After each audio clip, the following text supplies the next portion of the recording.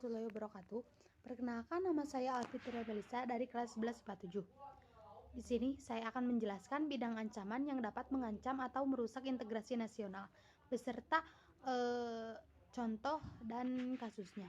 Itu ancaman di bidang politik. Ancaman di bidang politik bersumber dari luar negeri ataupun dalam negeri. Dari luar negeri, ancaman di bidang politik dilakukan oleh suatu negara dengan melakukan tekan politik terhadap Indonesia. Sedangkan dari dalam negeri dapat berupa penggunaan kekuatan dalam bentuk pengerahan massa. Contoh ancaman adalah korupsi.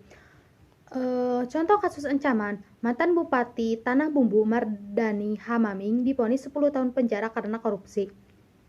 Cara mengatasinya, hilangkan budaya menyuap dari masyarakat.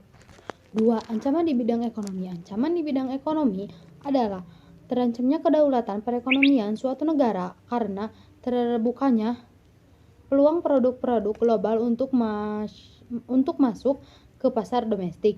Contoh ancaman yaitu meningkatnya angka pengangguran. Contoh kasus ancaman, pengangguran Republik Indonesia tembus 8,42 juta orang di 2022. Cara mengatasinya yaitu meningkatkan pendidikan, memperluas dan membuka lapangan kerja.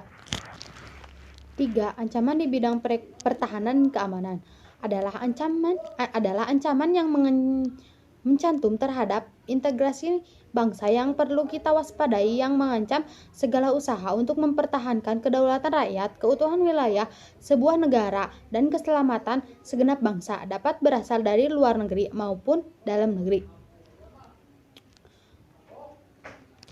Contoh ancaman yaitu pemberontakan senjata. Contoh kasus ancaman, 2 mahasiswa terluka dipanah penjahat jalanan di Makassar. Cara mengatasinya yaitu dengan operasi militer.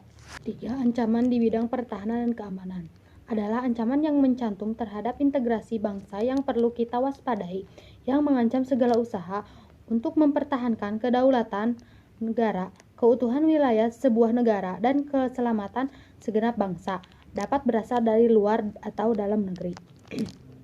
Contoh ancaman, pemberontakan senjata. Contoh kasus ancaman, 2 mahasiswa terluka dipanah penjahat jalanan di Makassar.